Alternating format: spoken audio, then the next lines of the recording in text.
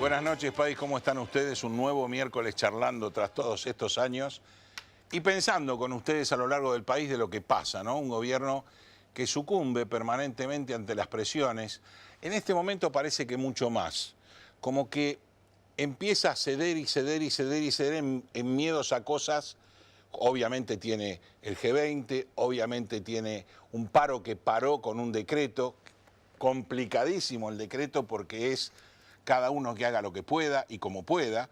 Y por otro lado, la fruta y la frutillita del postre fue el aumento a los estatales de un 10%, junto con ese decreto de 5.000 pesos, que realmente si nosotros estuvimos analizando a lo largo del año que los sueldos estatales son mayores que los sueldos privados, querido presidente, ¿qué es lo que estamos haciendo? Estamos inflando todavía los sueldos estatales. En un país en que la pobreza sigue estando muy alta, en un país en que a la gente no le alcanza el dinero para llegar a fin de mes, que le estamos pidiendo el sacrificio de seguir aportando y que reducimos, aumentando impuestos que dijimos que íbamos a reducir y no reducimos. ¿Cómo piensa que socialmente la gente está recibiendo al gobierno de Cambiemos? ¿Cómo piensa que recibe a Cristina? Porque están peleándose lo desfavorable y la imagen negativa. Estamos hablando de un decreto donde a la industria y sobre todo a la pyme no se le preguntó si podía o no. Obviamente al comercio que viene en baja tampoco. Se arregló con algunos capitostes de la CGT y ya pusieron un artículo 3 en que si usted no lo puede pagar en estas condiciones, lo puede pagar en otras. Y que sabemos cómo termina la precarización laboral que tenemos y que nunca se resolvió. Eso a mí me preocupa porque el gobierno viene cediendo tras cediendo tras cediendo en base al presupuesto, en base a los salarios, en base a los despelotes que se arman en la plaza, tanto de los dos congresos como la Plaza de Mayo. Y vamos cediendo hasta dónde. No tenemos Fuerzas Armadas, no tenemos seguridad. La inseguridad pulula por todos lados y decimos que estadísticamente estamos mejor. A mí me hace acordar mucho a Aníbal, ¿se acuerda que era una sensación la inseguridad? Bueno, esto no es una sensación. Mes a mes, semana a semana, el gobierno nos informa qué va a aumentar la semana que viene y la gente ya lo está recibiendo como una patada en el tuje, así sencillamente. Por otro lado, vamos a entrar en una semana clave para Argentina porque juega Boca River, parece que se cae el país, se mueren. Uno va a ganar y uno va a perder, indudablemente, pero en realidad es un partido que mundialmente afecta. Es un partido que el mundo espera verlo. Y tenemos el G20, un G20 que lo metimos en Buenos Aires, en esa Buenos Aires que parece Vietnam. Tenemos un cantero en el medio de Corrientes, el Bajo, obras por todos lados, repavimentaciones. Y después en la ciudad tenemos otro tipo de problemas, que en definitiva el jefe de gobierno las trata de tapar porque vamos por la reelección, llegando casi a lo mismo del kirchnerismo. Bueno, ¿de qué vamos a estar hablando esta semana? ¿De todo esto? No. En realidad vamos a estar hablando de un poquito más y más profundo con Martín Calós, un economista, que vamos a ver cómo estamos los argentinos y qué hicimos de mal. No creo que alcance todo el tiempo, porque tenemos que hablar de 70 años mínimo. Y vamos a estar con, a usted lo conoce, Daniel Santoro, un periodista de investigación top, para mí uno de los mejores en la Argentina, de un nuevo libro que sacó él y de un nuevo destape, que realmente ya no es tan destape, es lo que sabemos todos, y ver cómo la justicia a veces mira para otro lado de acuerdo a la cantidad de causas que hay contra los que nos gobernaron antes y contra los que nos gobiernan ahora. Y por supuesto nos vamos a despedir como siempre con nuestro columnista Luis María Peña, donde vamos a estar hablando de impuestos, de provincia, de cómo el gobierno sigue cediendo terreno y eso significa que el 2019 no va a ser tan bueno como piensa. Señor director, los que auspician este programa tras tantos años y venimos de lleno con los invitados. Gracias.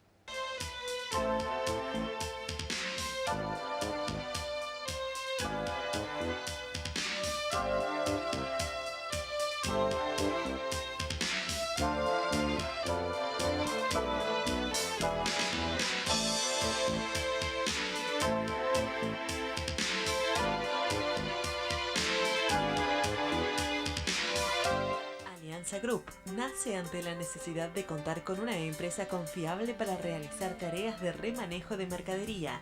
Ofrecemos almacenaje, etiquetado, acondicionamiento, estampillado fiscal, armado de pedidos, estibaje, inventario, control de stock, promociones, paletizado y servicio de limpieza. Contáctenos al 011-2153-0857 o a info@alianzagroup.com.ar.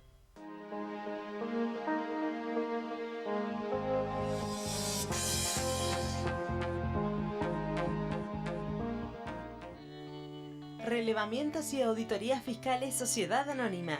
La optimización de los recursos tributarios son nuestro objetivo. Una vida de experiencia, brindando servicios y dando soluciones a empresas y a organismos tributarios provinciales y municipales.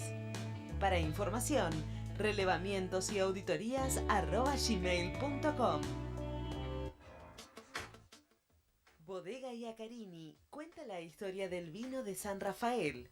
Cada una de sus líneas transmite los valores de la tradición, el culto al trabajo y su recompensa, el homenaje a sus hacedores.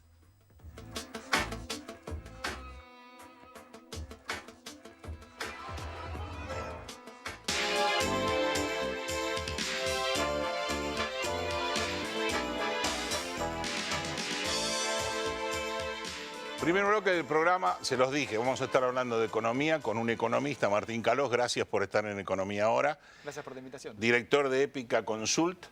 Yo leí un artículo tuyo con respecto a una crítica a las PPP. El gobierno creo que tenga otra salida, pero ¿en base a qué es tu crítica? Mira, yo creo que la participación público-privada puede ser una herramienta válida en alguna situación, pero usada así masivamente, intentando usarla masivamente, para compensar, por un lado para compensar la baja en la inversión pública hecha directamente por el Estado, eso ya es una primera cuestión a observar, ¿no? Y después tenemos problemas de implementación. O sea, por un lado, esta cuestión de... Sí, o sea, sería endeudarse tercerizadamente. Exactamente, la obra pública se terceriza, no es un buen negocio financiero, esto no lo digo yo, lo dice la auditoría del Reino Unido, que ya auditó esto para estos casos. En el Reino Unido dijo, esto no lo usemos más. El propio FMI no recomienda usar las PPP, básicamente por esto, porque termina siendo muy gravoso, muy caro para el Estado, por las tasas de financiamiento que cobra un privado.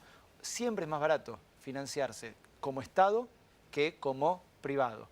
¿Por qué? Porque el Estado tiene una capacidad de endeudamiento que un privado no va a tener. Claro, pero ahí un neófito te dice, mirá, como se financió el Estado anteriormente, prefiero el más corrupto de los privados. Y es una discusión válida, pero en todo caso... Está bien, vos lo estás viendo empíricamente, como corresponde, un buen Estado, un buen administrador político siempre se va a endeudar contra un buen empresario. Totalmente, y además nosotros no podemos decir como somos malos, dejemos que lo haga el otro, que además no sabemos si lo va a hacer bien. No hay ningún tipo de control sobre cómo se endeuda el otro en este sentido. Y hay una tercera cuestión, que es, fíjate, la apuesta en 2018, este año, era que la mitad de la obra pública se hiciera a través de la participación público-privada. Y se ha ejecutado muy poco de eso. Sí. ¿Por qué? Porque se hicieron unas pocas licitaciones, básicamente los corredores de autovías y autopistas, y nada más. Y esas propias autovías y autopistas se paralizaron, en parte por los escándalos de corrupción que atañen justamente a muchas de estas empresas, en parte por la imposibilidad de ejecutar en este contexto económico. Entonces, ya el propio contexto te está diciendo, por un lado que es muy difícil que se ejecuten estas obras, por otra parte que no se está pudiendo burocráticamente avanzar al ritmo que necesitas para que esa inversión incluso empiece. Entonces tenemos problemas burocráticos, problemas de contexto económico, problemas de tasa de financiamiento. Digo, todo hace que en verdad las PPP terminen siendo lentas, caras y que entonces terminen siendo ineficientes. Pero y la verdad, para lo único que lo está haciendo el gobierno es para decir, voy a cumplir con un déficit primario cero, de acuerdo a lo que me dice el fondo, y paro la obra pública, que es el lugar donde no tengo que pelear con nadie. A pesar de que se va a pelear con todos. Es lo que puede cortar. Digo, el presupuesto está claro que es un presupuesto de ajuste, lo reconoce el propio gobierno, y corta de una manera también ineficiente. Porque no hay un criterio para recortar gasto. Lo que se hace es recortar en todo el lugar donde se puede. Como uno tiene el 50% del gasto público... Dudo de eso, si es donde se puede. Yo creo que donde es más fácil cortar. Bueno, donde pueden, porque es fácil. A eso apunto. Claro. ¿Por qué? Porque el gasto público tiene un 50%, cuando estamos hablando del gasto nacional, un 50% básicamente destinado a lo que es seguridad social, ¿no? Básicamente jubilaciones, más las pensiones y planes sociales. Eso es difícil recortarlo porque está atado a una ley. La ley de movilidad jubilatoria ya establece cómo se actualiza eso.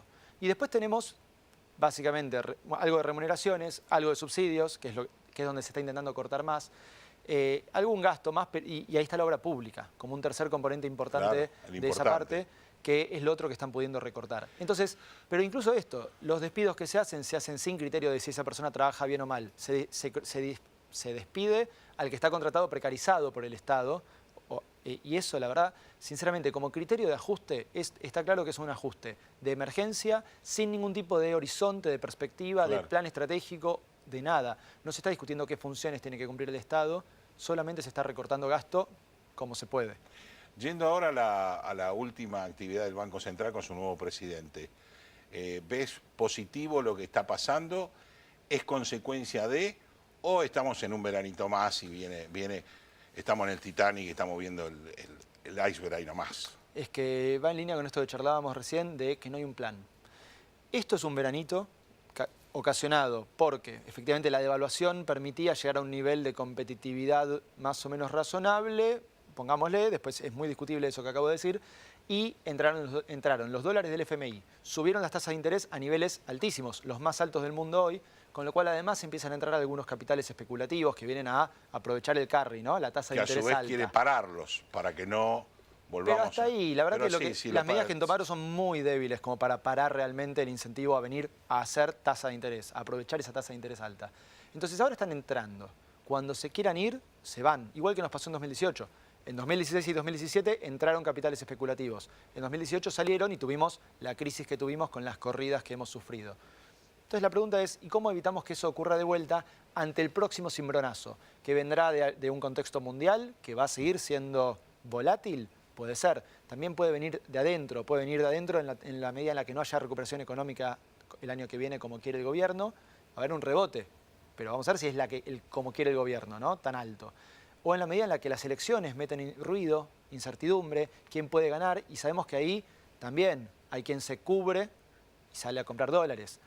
O la perspectiva... Toda incertidumbre, que es lo peor que puede pasar en un país. O la incertidumbre de cómo nos financiamos en 2020 y 2021 cuando el Fondo Monetario nos seguirá prestando, nos prestará de vuelta al mercado voluntario de deuda, o sea, el privado.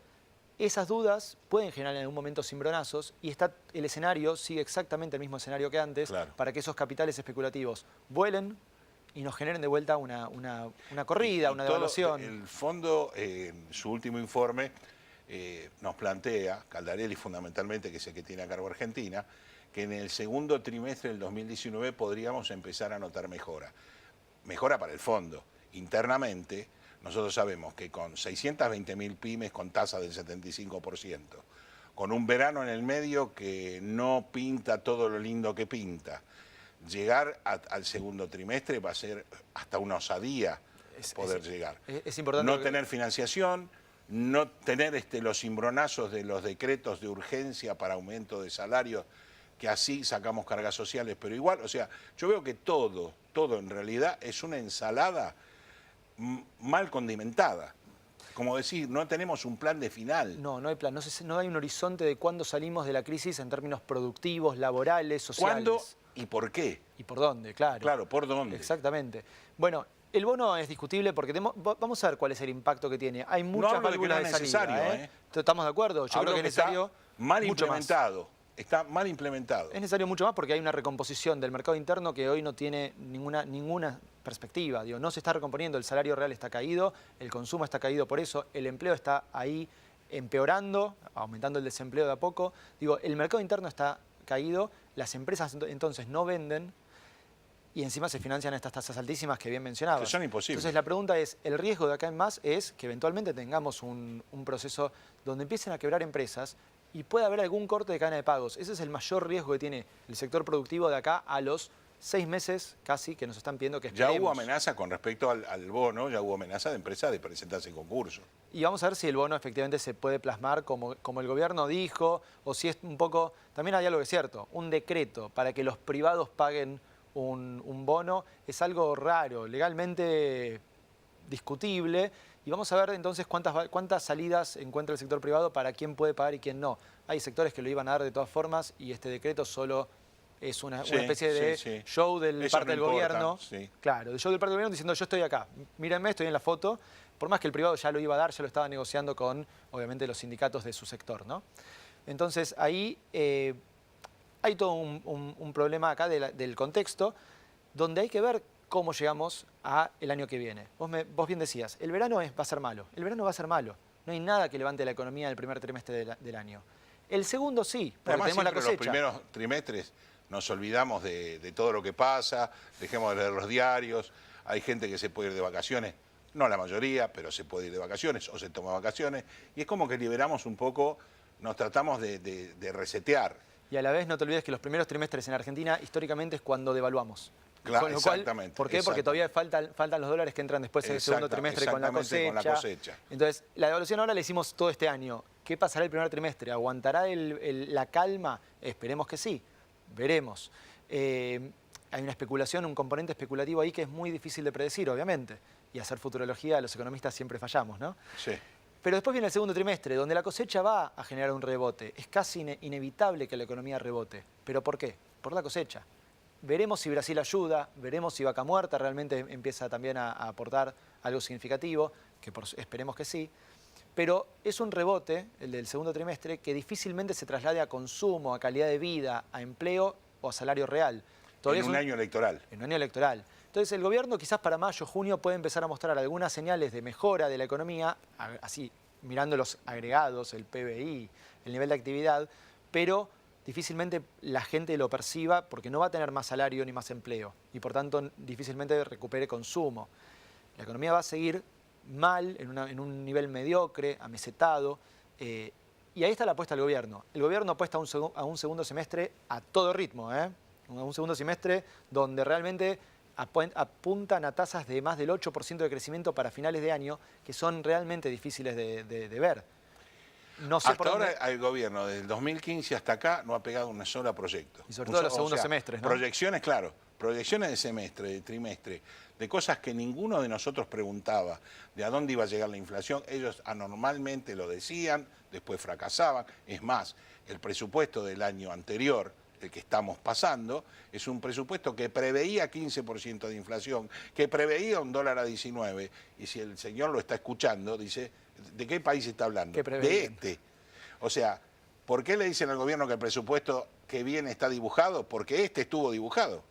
Porque en verdad es una hermosa discusión que tenemos los y las economistas, ¿no? De qué pasó, si fue ineptitud, si hubo algún designio de dejar que esto ocurriera así, esta crisis. Pero en definitiva, uno no puede juzgar intenciones, juzgar resultados. Y los resultados han sido muy malos.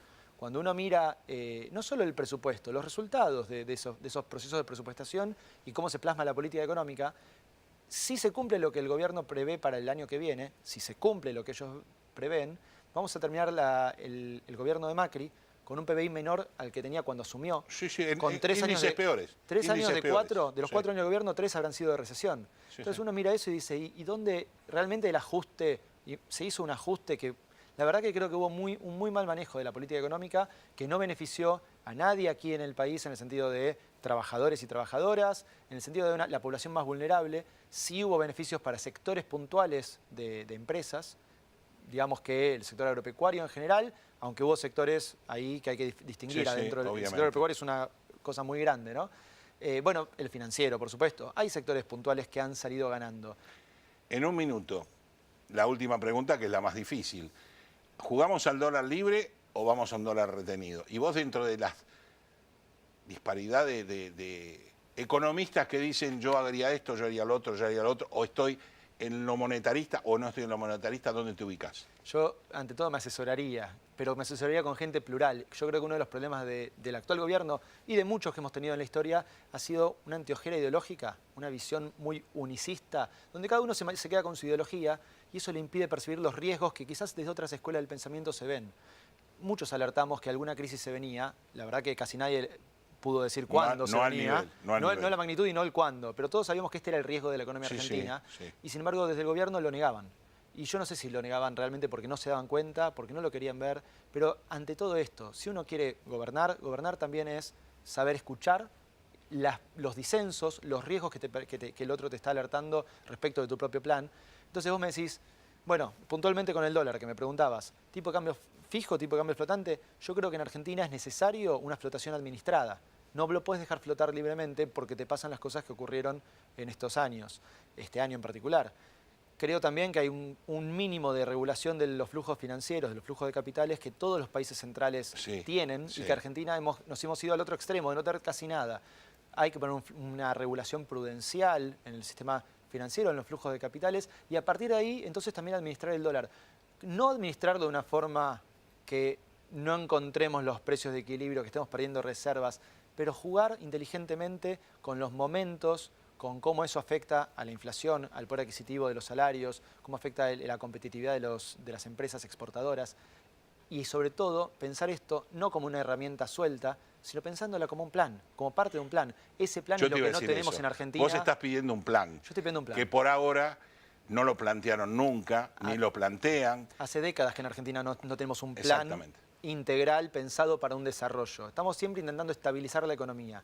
Y la economía se intenta estabilizar hasta que viene la próxima crisis y antes de la estabilización ya estamos desestabilizados de vuelta. Hay que dejar de pensar en el corto plazo. Gracias, Martín. Yo creo que esa era la frase.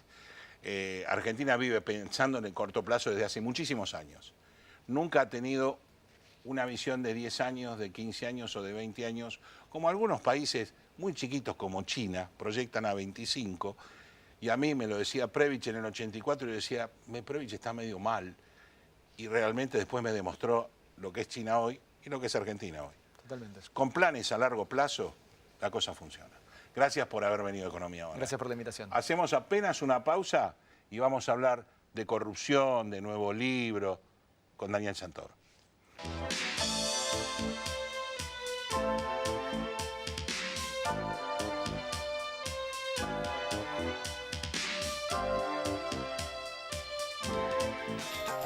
Oeste Pack, desde hace 20 años en zona oeste. Amplio horario de atención, desde las 8 hasta las 17:30 horas. Entregas a domicilio y envíos al interior. Contactanos por teléfono, Facebook, WhatsApp o Twitter. Respondemos su consulta al instante. Bodega Iacarini cuenta la historia del vino de San Rafael. Cada una de sus líneas transmite los valores de la tradición, el culto al trabajo y su recompensa, el homenaje a sus hacedores.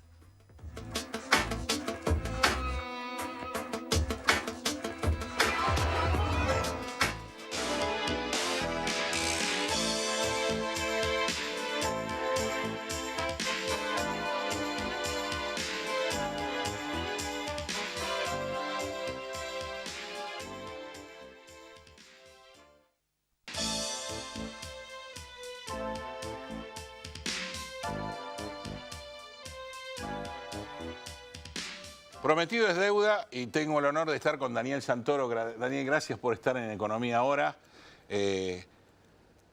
La verdad que te admiro muchísimo por todo lo que has escrito y todo lo que has investigado. Y este libro, El Mecanismo, me dio la oportunidad de poder hablar con vos en persona. El mecanismo, indudablemente, estamos hablando de la corrupción kirchnerista y de todo lo que vos decís en los programas que participás, de todo el panorama de la corrupción kirchnerista, porque normalmente empezamos con el mediático Fariña contando que si querían ficción nos daban ficción, con el Ascar, que nos parecía que era una puntita muy chiquita del iceberg, que era la famosa ruta del dinero K, que era el dinero más que B, Lázaro Báez fundamentalmente, por lo cual en este momento le dictan falta de mérito a Cristina, para mí una aberración, pero no importa, sigamos. Pero después empezamos entre los cuadernos, las aperturas de causas, un panorama y una obra de teatro espectacular y pavorosa para el pueblo argentino, ¿no? Pavorosa y dolorosa para el pueblo argentino. Primero, Raúl, gracias por invitarme, porque uno ahora está entusiasmado con esta investigación de Diego Cabot en La Nación, la causa de los cuadernos, porque esta causa alimenta a otras 60 causas por corrupción que hay contra exfuncionarios kirchneristas. Yo no estoy hablando ni de versiones, ni de operaciones, estoy hablando de cosas concretas, ¿no? Donde hay más de 40 exfuncionarios con prisión preventiva. Hay 20 funcionarios que han confesado haber pagado coima. Han confesado. Que tienen embargos de 1.000 millones. Porque ahora, ¿qué es lo que te dicen ahora? No, es toda una confabulación del gobierno, los grandes medios, los empresarios. Sí. Los empresarios que están... Rollo me encanta que va a estar concatenado con el gobierno para declarar que coimió. Es una maravilla. O Pablo Roca. Bueno, Pablo Roca todavía el juez tiene que decidir qué hace, ¿no? Pero Rollo, Pescarmona, todo ese tipo de cosas. No es que hicieron... top. Estamos hablando el top de la economía, la creme de la creme. O sea, no es que ellos fueron a hacer esto por una cuestión política para perjudicar a Cristina Kirchner. Lo hicieron obviamente para salvar su situación. Obviamente. Y están pagando un costo altísimo de reputación, 1.000 millones de pesos de embargo. Les retiraron la visa a la Embajada de Estados Unidos. La SEC, la Comisión Nacional de Valores de los Estados Unidos, empezó a hacer una investigación administrativa para denunciarlos por el pago de coimas en el extranjero a aquellos que cotizan en Wall Street. Entonces esto no es gratuito, esto va realmente en serio. Y yo lo que espero nada más, yo no creo en las grandes causas, las causas que van a sacar la corrupción de un país, que no es un problema solamente del kirchnerismo, es una cuestión histórica. Digamos, estoy hablando de la tangente en Italia, no terminó con la corrupción, sí. El Lavallato, no, entonces acá hay que esperar que los otros jueces, aparte de Bonadío y el fiscal Stornelli, que también activen esas causas. Algunas se van a activar por peso propio cuando lleguen las primeras confesiones de los arrepentidos brasileños en el caso Odebrecht. Vamos a tener otro capítulo. Otro capítulo grueso. Otro capítulo muy grueso y donde no hay que pararlo. Obviamente que cada uno se haga cargo de la responsabilidad penal que tiene. Si quiere llegar a un acuerdo conforme a los acuerdos de los imputados colaboradores, adelante, pero digamos, no hay que ponerle límites a esto, porque esto ha tomado una dinámica. Es como el efecto dominó, ¿no? Habló un empresario, en el caso de los cuadernos, nombró a otro y nombró a otro, y entonces yo creo que es saludable llegar a fondo. Después, lo que hablábamos fuera de cámara, después si lo que hablabas recién vos con Calós, bueno, esto tiene un efecto sobre la economía. Obvio. Bueno, lo pagarán los empresarios, buscarán como en Estados Unidos o en Brasil que la empresa, la persona jurídica pague una multa, pero que siga con la obra, porque obviamente necesitamos de las empresas y todo lo demás, pero la investigación judicial no hay que pararla. Lo que pasa que yo el otro día leía la noticia o lo veía Macri en Bahía Blanca despidiendo a un buque gasífero y así en los entornos nuestros que no son los tuyos, que son mucho más profundos, hay muchos buques gasíferos que ni llegaron y se pagaron. Y todo eso que parece, bueno, parece un buque, son miles de millones de dólares que la Argentina tiró a no sé dónde. O sea, que después nos enteramos, vos sabés que Muñoz, que era un secretario, tenía 70 millones de dólares en Estados Unidos. Y vos decís, 70 millones de dólares, un tipo que era un valijero. No, eso es. Yo creo que tocaste un tema que creo que es clave, porque digamos, no hay dimensión. No hay dimensión. Porque Argentina es, dejamos de ser un país petrolero, somos un país gasífero. Sí. Yo entiendo lo que decía Julio De Vido, que bueno, la ola de frío del año 2008, entonces vos tenés que importar gas de Kuwait o de Rusia en situación de emergencia, sin licitación pública. Sin licitación pública. Bueno, está bien, lo haces 6 meses, 1 año, 2 años, pero acá hasta el 2015 se importaron 500 buques con gas natural congelado, en un país que tenemos el gas, lo están venteando en la Patagonia. Es una locura desde el punto de vista económico. Los precios, lo que decía vos, 17.000 millones de dólares, se gastaron casi 1/3 de las reservas del Banco Central para importar gas sin licitación pública. La primera auditoría que mandó a hacer el juez Bonadío, que la causa de los buques es la madre de la causa de los cuadernos de las coimas. ¿Por qué? Porque cuando el año pasado Bonadío lo mete preso a Barata en la causa de los cuadernos, Gilda Horowitz, la ex pareja de Oscar Centeno, el chofer de Barata, va y declara: mi esposo se compró auto, departamento, Barata tiene una casa en el country mapuche, a través de la madre, todas estas cosas que ahora parece sabemos. Parece mentira esa mujer, como todo lo que habló al margen de los cuadernos, que el kirchnerismo dice las fotocopias, pero todo lo que hablaron y todos los que participaron, como lo mismo en la salida corriendo del primo hermano del presidente a declarar como primero, para decir lo que no debía decir porque todos los demás contradijeron lo que dijo. Porque dice, no, esto fue aporte de campaña. ¿Qué campaña? Entonces todos los demás dijeron, no, yo a mí me coimeaban, iba al sobre, iba al escritorio debido, se lo ponía en el baño. Y cada uno va hablando más y más y más, y esto va a ser una catarata, que la Iguazú va a quedar chica. Esto no va a parar. El fiscal Stornelli y el juez Bonadío tienen nuevos empresarios que van a ser citados. Aparte acá también confesó José López, el secretario de Obras Públicas de Cristina Pero tiene varias Kirchner. confesiones que son contrapuestas, ¿no? O sea, López dice una cosa y después dice otra. Bueno, ¿es así? No lo sé. Hay un aspecto, obviamente, López tiene, además de la causa de los Cuadrón, tiene un juicio por enriquecimiento ilícito. Sí. Entonces él dice, los 8 millones de dólares que revolví por el convento no eran míos, eran de la imputa Cristina Kirchner a través de Fabián Gutiérrez, ¿no? Entonces se pelean por eso. Pero hay otras cosas que son sustanciales en cuanto a lo que dice López, lo que dice lo que ha dicho Uberti, por todo el tema de la conexión venezolana. Bueno, y ahora todo tu próximo libro va a ser la conexión venezolana, porque la conexión venezolana va a dar para un libro con varios capítulos. Bueno, ahí Uberti cuenta una cosa que nadie sabía, es que cuando Chávez nos hace el favor de comprarnos 650 millones de dólares en títulos de la deuda del año 2006, Argentina emite esos títulos. Venezuela los compra, los venden en el mercado secundario del dólar y hacen una diferencia sideral de 100 millones de dólares y se reparten los 50 para los bancos, 50 para Néstor y Chávez. Todo esto es dicho por Uberti, no estamos diciendo que lo dijo un periodista, que lo dijo la oposición. No, es que participaba de la cosa. Y ahora se están comprobando los viajes que hizo el secretario de Finanzas de aquel momento y demás, se está buscando de chequear todo esto. Y estamos hablando de una coima de 25 millones de dólares. Y hay cosas que Uberti cuenta Como si estuviéramos hablando de un café, Daniel. Pero hay cosas que no entran en la cabeza de una persona normal, porque, bueno, Néstor Kirchner quería que le paguen los 25 millones de dólares, ¿no? Entonces, bueno, ahí le dio instrucciones y le mandan 10 millones de dólares con valijeros, ¿no?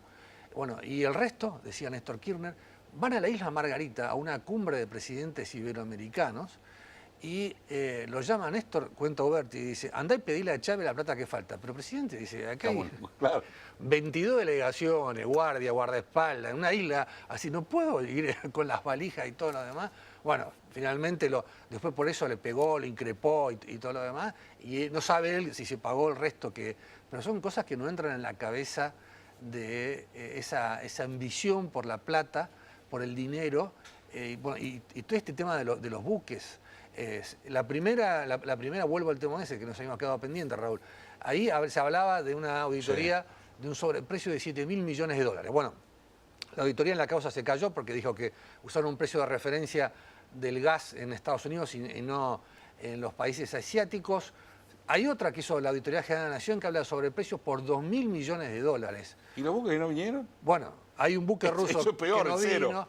Pero fíjate una cosa, aparece Dromi, el ex ministro de Obras Públicas, que es el enemigo ideológico del kirchnerismo, porque Dromi era la privatización, el neoliberalismo, del menemismo. El menemismo absoluto. Absoluto, y aparece él arreglándole los papeles a debido, y él como intermediario cobró 6 millones de dólares. Entonces, son enemigos ideológicos para una cosa, pero cuando llegan los negocios... La plata es otra cosa. La plata no tiene color político. Claro. Entonces, nosotros todavía no tenemos ni idea de lo que significó eso. El tema de Río Turbio. En Río Turbio se han desviado 268 millones de pesos. Y era para su provincia, Raúl. Porque es una cosa que... Y estamos hablando de los trabajadores que son las peores condiciones del trabajo que puede haber. Es una mina en la parte más austral de la Argentina, aislados, tratando de reconvertir la mina para que vuelva a funcionar en este contexto internacional, y se robaron plata ahí, en su provincia, dirigida... ¿Cómo está la provincia hoy? Sacamos el gobierno actual, ¿cómo está la provincia hoy? Que sigue manejada por ellos. Destruida. Con la cantidad de plata que se invirtió en Santa Cruz... No nos olvidemos que partimos de la relación Néstor, el mejor presidente de la historia, como Menem, Cavallo, y cobrando los 600 y pico de millones de dólares de regalías que Néstor, por asesoramiento de Domingo Cavallo, los manda al exterior, y llegamos a que Acevedo desaparece de la escena totalmente porque se le ocurrió decir acá no llegó nada, no retornó nada más que 50 millones. ¿Y el resto dónde está?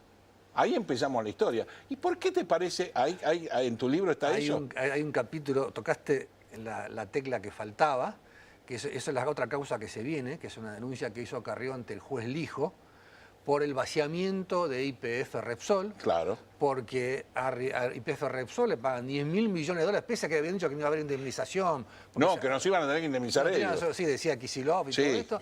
Le pagaron 10.000 millones de dólares de indemnización, la mitad en contado y la mitad en bonos, y el Grupo Eskenazi no le pagaron nada. Claro. El Grupo Eskenazi tenía el 25% de las acciones y tampoco le reclamó nada. Y ahora tenemos un juicio. Es que sería el Grupo Eskenazi. Bueno, porque acordate que cómo la compró, sin nada tampoco. No, Carrió dice que eso fue una operación de intermediación a favor de Néstor Kirchner, eso tiene que demostrarse en la causa judicial, pero ahora toda esta jugada de Néstor que permite que se privatice YPF y que apoya a Menem, Cristina que se enrolla la bandera argentina y a libro cerrado, porque todos estamos de acuerdo que tiene que haber una petrolera del Estado, pero flaco, a ver, vos administraste YPF Repsol durante todos estos años. ¿Dónde está la plata? ¿Dónde está la plata? ¿Dónde están los pozos petroleros que fuiste a buscar? Digamos, a libro cerrado. Todo la restatizamos y ahora tenemos una deuda por los títulos, por las acciones del Grupo Eskenazi.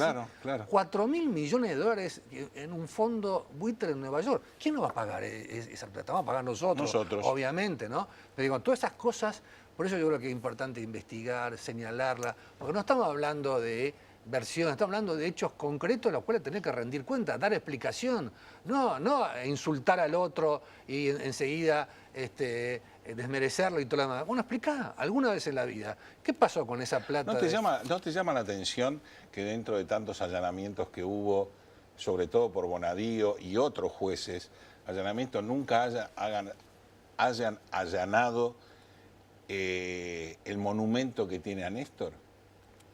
El mausoleo, que es el único mausoleo que tiene cámara de seguridad y guardias. El mausoleo lo construyó gratis Lázaro Báez. Bueno, gratis no fue. Bueno, es cierto. Claro, tenés razón. Era gratis en su momento. Me equivoqué. Claro. No le costó nada al Estado de Santa Cruz. Exactamente. Directamente, ¿no? Pero hubo un allanamiento de parte de un juez federal y en ese momento ya estaba vacío, ¿no? Si alguna vez lo estuvo. Pero vos fíjate que la semana pasada, porque todo esto hay hechos, hay indicios de plata escondida. Vos tenés Fariña que dice yo vi dólares húmedos. Ernesto Clares, el financista más importante, que yo no sé por qué no está en el juicio oral ahora sentado. Eso es la explicación más grave que debe dar el juez Casanelli. El que manejó toda la ida y vuelta. Yo recibí dólares y euros húmedos. Entonces hay una especie de fiebre del oro en Santa Cruz. La semana pasada secuestraron a unos amigos de Leandro Báez, el hijo menor de Lázaro Báez. Tuvieron 48 horas preguntándole dónde está la guita enterrada. Y ahí en eso va a haber sorpresas porque Mariana Zubik dice que si bien la familia amiga de Leandro Báez dice que fue un secuestro para saber dónde está la plata enterrada, ahí también piensa que hubo una mexicaneada, que en realidad... Una entrega. Claro, Leandro Báez le dio una plata en negro y no se la devolvieron, no sé, ahí todavía hay aspectos porque toda la plata de venta no apareció, hay que seguir buscando. Y aparte una cosa... También está la ilógica de por qué los hijos de Báez, y sobre todo el mayor, que era el que figuraba en todas las estampitas, contaba en la rosadita, están sueltos. Bueno, eso fue... ahora hay una pelea entre la familia porque está Leandro y las hijas cerca de la madre, que quieren que los hijos no vayan presos, y Lázaro Báez, que tiene una actitud, obviamente, que ha dejado que sus hijos sean procesados, y tiene una pena que puede llegar a tener 8 años de prisión y una multa de 600 millones de dólares, porque 10 veces la plata que vos lavaste. Si vos lavaste 60 millones de dólares, 600. Entonces los hijos están expuestos realmente a una perspectiva judicial de ir presos. Yo no sé hasta dónde la interna de esta familia, que hasta ahora Lázaro Báez no habló, se comportó como un caballerito inglés. Vamos a ver cómo termina, ¿no? Gracias, Daniel, por haber venido a Economía Ahora. Te voy a volver a invitar. Ojalá tengas muchísimo éxito con este libro. Bueno, muchas gracias. Si fue como todos los anteriores, vas a tener éxito y desde ya seguir investigando. Gracias por haber venido. Bueno, gracias por la invitación. Hacemos una pausita y nos despedimos con el doctor Peña.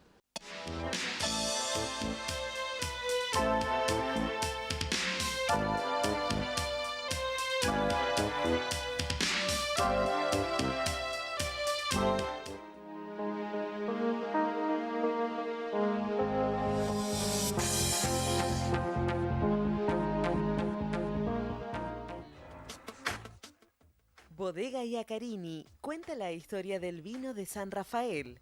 Cada una de sus líneas transmite los valores de la tradición, el culto al trabajo y su recompensa, el homenaje a sus hacedores.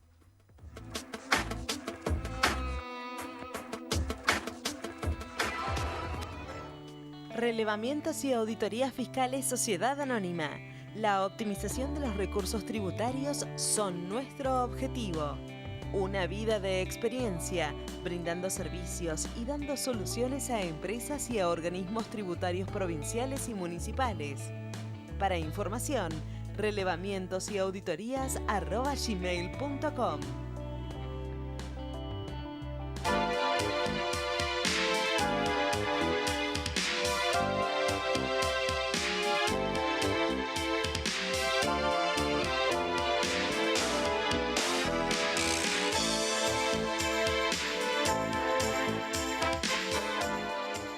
Último bloque del programa y vamos a estar hablando de lo que pasa en el país con una queja mía, con una queja para la Federación de Consejos Profesionales de Ciencias Económicas, para el Consejo Profesional de Ciencias Económicas de la Capital Federal, para todos. Y de paso lo voy a compartir con el doctor Peña, que es el que me acompaña siempre al final del programa. El ajuste por inflación no sirve a sus fines. Entonces yo no entiendo por qué los propios profesionales nos jodemos en nuestra tarea para empezar a estudiar nuevamente el ajuste por inflación cuando la AFIP no lo acepta. Por ende, no sirve para nadie, que era lo fundamental. Sí. Lo fundamental era que la AFIP no grabara ganancias que no son tal. Son virtuales. Claro, entonces hoy nosotros mismos nos jodemos a nosotros mismos. Parece este país. Bueno, la AFIP tiene otro problema, ¿no? Porque en el ajuste contable tuvo que sacar una nota que debe haber recibido por algunos de los sistemas, por mail, sí, en el cual corrige y aclara una serie de cuestiones porque los contadores dicen, ¿a quién le pregunto? Al Fondo Monetario le voy a preguntar esto, ¿no? Es una minucia que tendría que haber sacado. Así es, así es. O sea, el ajuste por inflación, lógicamente, un país que cobra las ganancias ideales, aquellas que son absolutamente inexistentes, es un país que está haciendo una exacción ilegal. Y sí, de ahí pero hay una nace cuestión. La gran presión. Pero hay una cuestión. Cuando comienza a aplicarse, era una cosa, pero con los índices inflacionarios actuales, claro, esto es tremendo, es tremendo. Y aparte de eso, no poder trabajar todos aquellos que tienen que estoquearse, porque hay ciertos talleres que el stock tienen que tenerlo constantemente para seguir trabajando. Y sí, un supermercado tiene que estoquearse porque no puede decir en las góndolas vacías, tener un tipo diciendo, sí, esta semana no me trajeron. No, eso no existe. Eso es de bolichero. Es verdad. Bueno, esto lamentablemente habiendo sido una norma aplicable en este momento más que nunca. Sin embargo, es que la presión y los elementos que justificaban el ajuste por inflación era la aplicación impositiva del mismo. Claro, no otra, donde decía que si superaba el 32% de inflación anual, claro, íbamos a tener que aplicar el ajuste. Bueno, pues ahora ya lo superamos ampliamente, claro, batimos tenemos todos los que aplicar el ajuste, sí, y ya entre nosotros mismos empezamos a decir, bueno, pero tenía que empezar a regir el 1 de julio, pero entre nosotros y con mi puteada de por medio también, vamos a hacer una cosa, le démosle al profesional, por lo menos la salvedad, de decir, mira, yo entre el 1 de julio y el 30 de diciembre, no lo aplico. Ahora, el 31 de diciembre, palo y a la bolsa. Palo y a la bolsa, bueno. Pero sin ningún sentido. Claro, aparte de eso, vuelvo a decir, es muy inequitativo porque agravia más, por ejemplo, a estos sectores que te digo, claro, que tienen la necesidad de tener stock. Pero lo que pasa es que ese stock a veces transcurre el tiempo desde el momento que hizo la inversión y ha subido un 60%. O más. O más. En el caso del stock de producto importado, cuando tuvimos una devaluación del casi el 100%, claro, en un semestre, eso existe en el stock y en el consumo. Claro, esto no hay vuelta que darle. Si esto no se toma las riendas de esto el gobierno y aclara, esto es lo que produce falsificación de balances, ocultamiento de compras, y ya no es para que no me compren ganancias que no existen, virtuales. Que no existen. Que no existen. Bueno, lamentablemente todo esto tiene que ser Bueno, lo mismo han hecho con las propiedades. O sea, yo creo que la desesperación del gobierno por no reducir gastos y generar ingresos con la misma gente, el IARAF nos está diciendo que prácticamente el 60 o 70% del ajuste lo está sufriendo el privado. Es así. No, y si ahorros, hubo ahí la misma cantidad de personal, sacaron a 20, 30 tipos que nunca habían trabajado y no pasó nunca más nada. No. Al contrario, se están incrementando con algunas medidas que también no me parecen desacertadas, pero reincorporando, reconociendo antigüedad a una serie de familiares procesados por los abusos de poder de la década del 70, que por portación de apellidos fueron dados de baja. Ojo, me parece normal, no tengo nada que ver, no hice nada. Tengo el apellido y a lo mejor soy... Y el fondo sojero que estuvimos hablando la semana pasada con respecto a ese fondo que las provincias en este momento no tendrían derecho porque fue recuperado lo del ANSES y lo siguen pidiendo. Con la amenaza al Estado federal de ir a la Corte a pedir la devolución de ese fondo sojero. Sí. ¿Tendrán razón? Para mí no. No, de ninguna manera, es lo mismo. Esto es lo siguiente. Se hizo, digamos, el gobierno, en momentos de la emergencia, lo solucionó con eso porque había comprometido el problema previsional. Así es.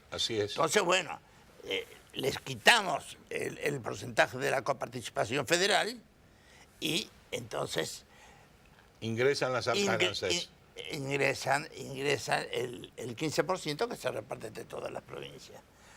Ahora vamos, maldito, si quieren después arreglamos de nuevo, porque me parece que ganan más con el 15% que con el fondo sojero. Yo creo que sí. Bueno, así que es una cuestión que se necesita un poco de dedicarse un poco, además, no improvisar con las cuestiones presupuestarias. Entre nos, que venimos hablando de esto hace mucho tiempo, fue un lindo palito que le tiró la Corte al gobierno, ni bien asumió.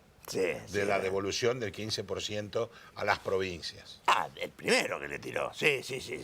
No, eso es... Nobleza obliga. Esto es una cuestión que lamentablemente es producto de la improvisación y la desesperación. Claro. ¿Verdad? Y, vuelvo a decir, las ventajeadas que tienen las provincias. Porque nosotros vemos que Formosa es superavitaria. Sí. Y es la provincia donde hay más pobres, más desnutridos, más muertes de chicos, de niños. Porque el tema de superavitario no es que gasto más que recaudo o no.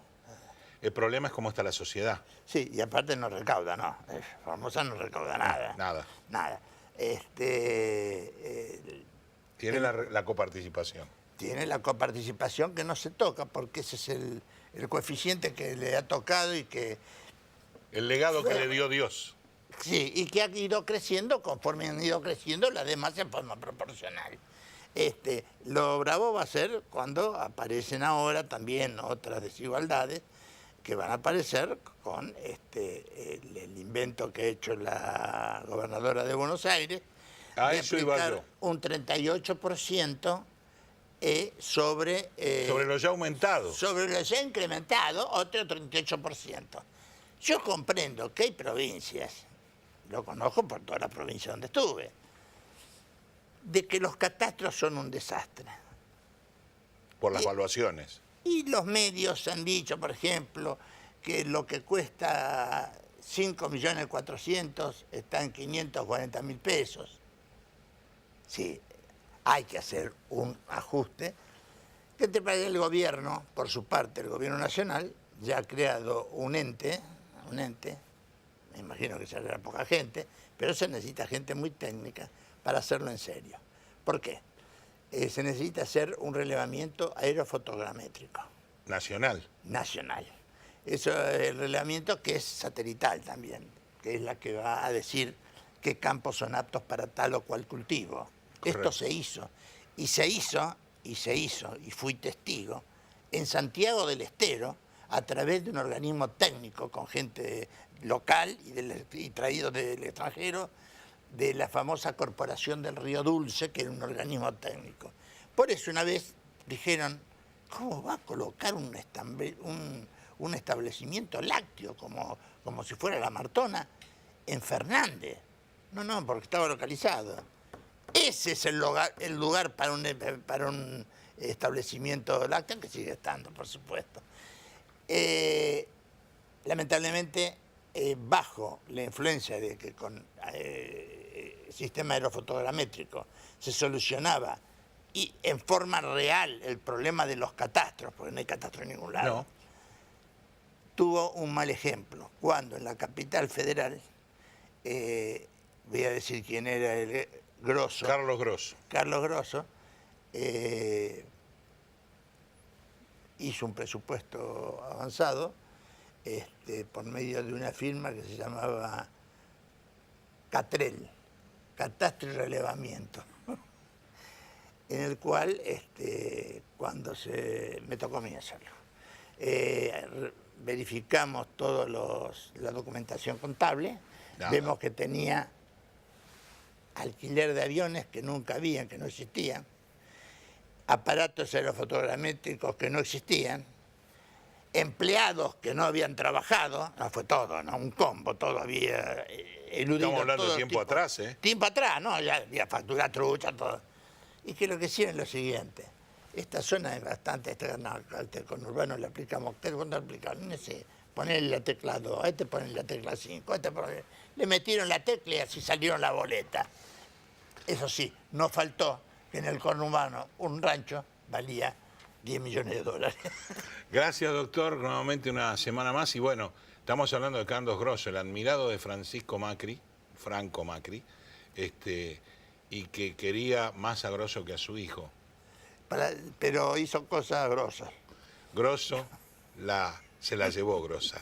Gracias, doctor, una semana más. Nos vemos dentro de una semana y para ustedes lo mismo. Buena semana para todos y esperemos que los bolsillos aguanten.